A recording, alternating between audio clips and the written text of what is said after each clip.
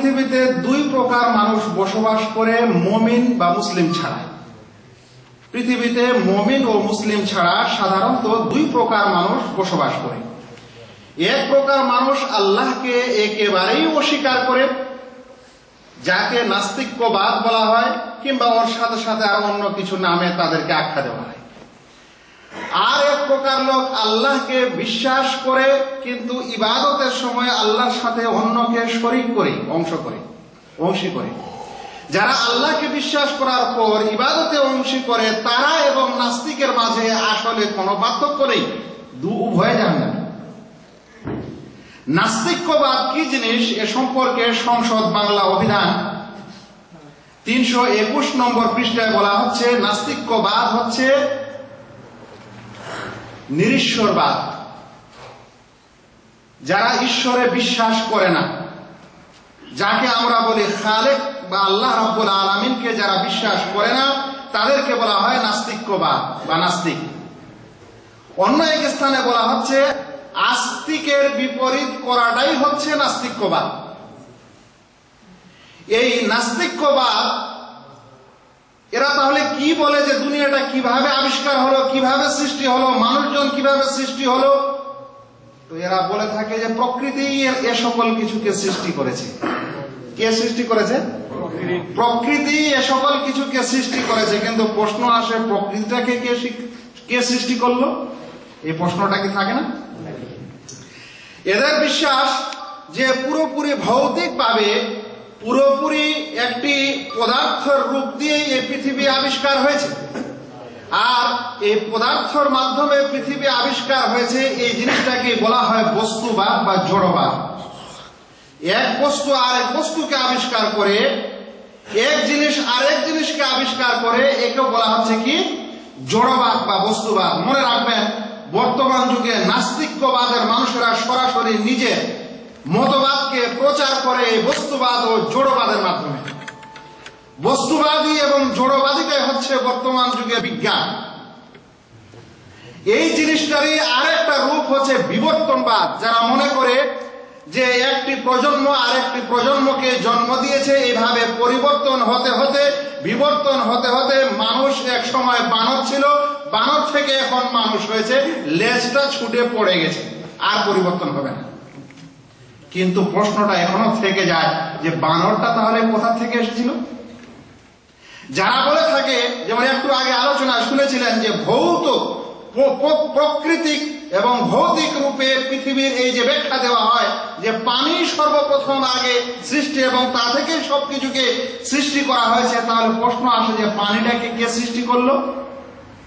এ সকল কিছুর উত্তর তাদের কাছে কিন্তু নেই, বা থাকলেও এলোমেলো। বন্ধুগণ, তারা মনে করে যে এই পৃথিবীকে একটি আকস্মিক ঘটনার মাধ্যমে সৃষ্টি হয়েছে, আর মানুষ বানর থেকে এসেছে। পৃথিবী কিভাবে এসেছে?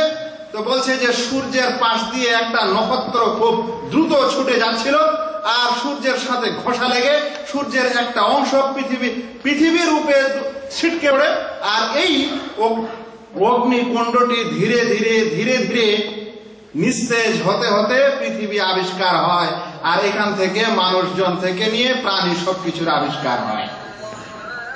আল্লাহ রাব্বুল আলামিন এদের উত্তরে বলবেন, আল্লাহ রাব্বুল আলামিন এদের উত্তর দিচ্ছেন সূরা কাহফ 51 নম্বর আয়াত, মা শাহাদতুহুম খালকাস সামাওয়াতি ওয়াল আরদ ওয়ালা খালকা আনফুসিহিম, আমি এদেরকে সাক্ষী রূপে রাখিনি যখন আকাশ এবং জমিনকে সৃষ্টি করেছিলাম। আর না তারা যখন নিজে সৃষ্টি হয়েছিল তখন তারা সাক্ষী রূপে ছিল। তাহলে এ কথা কিভাবে তারা বলে? আল্লাহ রাব্বুল আলামিন আরো বলছেন, আম খলিকু মিন গায়রি শাইইন আম হুমুল খালিকুন, তারা কি বিনা কিছুতেই সৃষ্টি হয়েছে? আর না তারা সৃষ্টিকর্তা। তাহলে বিনা কিছুতে কোনো কিছু সৃষ্টি হতে পারে না। যারা এই সারা বিশ্বকে দেখার পরও বলে যে না, এর সৃষ্টিকর্তা নেই, এর চাইতে অন্ধ ভক্তি আর এর চাইতে অন্ধ বিশ্বাস আর কিছু হতে পারে না। বন্ধুগণ, আপনারা আমরা কি এই মাইক্রোফোনটা সৃষ্টি যিনি করেছেন তাকে দেখেছি না, কিন্তু কেন বিশ্বাস করি? যারা এই বোতলটা এবং পানির ফ্যাক্টরি তৈরি করেছে আমরা কি তাদেরকে দেখেছি? তাহলে কেমন করে বিশ্বাস করি? আপনারা যে সকল মোবাইল এবং যন্ত্র ব্যবহার করছেন আমরা কি তাদের আবিষ্কারককে দেখেছি? তাহলে কিভাবে বিশ্বাস করি? সেই কারণে এদের এই উত্তরে দুটি কথা বলতে চাই। একটি কথা বলেছিল আরবের একজন বেদুইন উটের রাখাল, তার কথাটি বলতে চাই। একবার এরকম এক বেদুইনকে, উটের রাখালকে বলা হয়েছিল যে তুমি বলে খুব আল্লাহকে বিশ্বাস করো, তোমার আল্লাহ আছে, প্রমাণ কি? তখন সেই উটের রাখাল বেদুইন তার উটের রাখালত্বের সময় যে উটের গোবরগুলো পড়ে থাকে সেরকম একটা গোবর তুলে বলেছিল যে এই গোবরটা প্রমাণ করে যে উট আছে। যদি এই গোবরটা না থাকতো তাহলে এই উট যদি না থাকতো তাহলে এই গোবরটা হতো না। হতো কি? তাহলে যারা একজন বেদুইন মানুষ, মূর্খ মানুষ যদি এটা বুঝতে পারে, তাহলে আজ যারা স্বচক্ষে সারা পৃথিবীকে দেখছে, আকাশ এবং জমিনকে দেখছে, আকাশের উপর নক্ষত্ররাজিকে দেখছে, সূর্য ও চন্দ্রকে দেখছে, কিভাবে দিন ও রাত্রি হচ্ছে, এবং পৃথিবীতে অগণন পশু পাখি প্রাণী দেখছে, সমুদ্র নদী নালা দেখছে, তারপরে যদি বলে যে এ সকল কিছুর সৃষ্টিকর্তা নাই, তাহলে এটা অন্ধ অহমিকা ছাড়া আর কি হতে পারে? এটা অহংকার ছাড়া আর কি হতে পারে? বন্ধুগণ, নাস্তিকের উদাহরণ এরকমই। যদি এক পথিক রাস্তা দিয়ে আসে আর সেই পথিককে যদি জিজ্ঞাসা করা হয় যে ভাই তুমি কোথা থেকে আসছো এবং কোথায় যাবে, সে যদি বলে যে আমি কোথা থেকে আসছি তাও জানি না আর কোথায় যাব তাও জানি না, তাহলে ওকে কি বলবে? তো আজ নাস্তিকরা ওরকমই, যাদেরকে সৃষ্টি করেছে কে, তাদের সৃষ্টিকর্তা কে, এটাও জানে না, মরণের পর কোথায় যাবে তার উত্তরও জানে না। বন্ধুগণ, একটি লাস্ট ঘটনা শুনে আমি আলোচনা শেষ করে দিই। আমাদের মদিনা ইউনিভার্সিটির একজন বিচক্ষণ তাওহীদের শিক্ষক, তার নাম হচ্ছে ডক্টর আব্দুর রাজ্জাক বিন মুহসিন। তার একটি বই আছে, বইটির নাম হলো বারাহিত তাওহীদ। সেই বইটিতে তিনি ঘটনা লিখছেন যে আজারবাইজান এবং সোভিয়েত ইউনিয়ন থেকে যে সকল দেশ স্বাধীন হওয়ার পর নাস্তিক্য, রমরমা নাস্তিক্যবাদ যে দেশগুলোতে চলে, সেখানকার কিছু ছাত্র যখন মদিনা ইউনিভার্সিটিতে পড়তে আসে, শেখের সঙ্গে আলোচনা করার সময় বলেছে যে শেখ, আমাদের স্কুলে এমনও কিছু নাস্তিক আছে যারা আমাদেরকে পড়াশোনা করিয়েছে। তারা একদিন পড়াশোনা করার সময় বলেছে যে যারা আল্লাহকে বিশ্বাস করে, সৃষ্টিকর্তাকে বিশ্বাস করে, তাদের সবচাইতে বড় কথা নাকি যে আমরা সৃষ্টি করতে পারি না, আল্লাহ রাব্বুল আলামিন প্রাণী বা প্রাণ বা জীবন দিতে পারে, মানুষ দিতে পারে না। সেই নাস্তিক টিচার তাদেরকে বলছে যে আমরাও প্রাণ দিতে পারি, বলে আল্লাহ জীবন দিতে পারে তো আমরাও দিতে পারি। ছাত্ররা জিজ্ঞাসা করলো এটা কিভাবে সম্ভব? তো বলছে ঠিক আছে, আমাকে 2-4টা গোস্তের টুকরা দাও।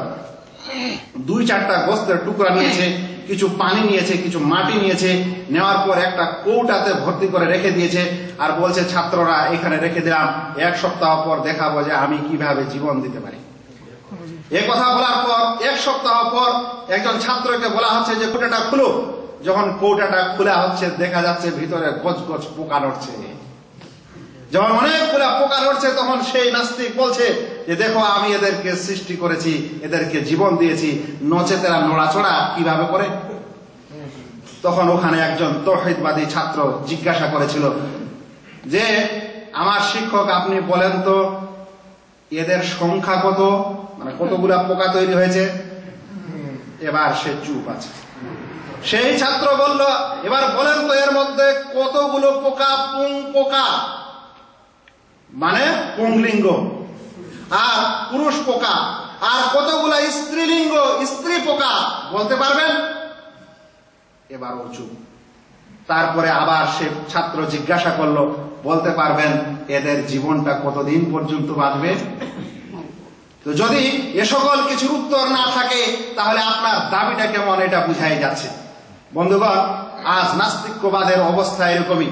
একটা বিরাট ধূম্রজালে মানুষকে ফেলে দেওয়ার পর, বিশেষ কিছু ভেলকিবাজের মতো কথা বলার পর, বিশেষ কিছু এ সকল কিছু ডারউইনবাদ, বিবর্তনবাদ এবং জড়বাদ, বস্তুবাদ, এ সকলের খোলসে নিজেকে আশ্রয় দিয়ে সারা বিশ্বের মানুষকে একটা বিশেষ সমস্যায় ফেলে দিয়েছে, আর বিশেষ করে আমাদের মুসলিম ভাইদের ঈমান নষ্ট করছে। আমাদের উচিত হবে আমাদের সজাগ থাকা এবং এ সকল খপ্পরে না পড়ে নিজের ঈমানকে মজবুত করা। মনে রাখতে হবে, পৃথিবীর মধ্যে যদি মানুষ এই এরিস্টলের কথা আসলো, এই ডারউইনের কথা আসলো, এই নিউটনের কথা আসলো, আরো অনেকগুলো দার্শনিকের কথা আসলো।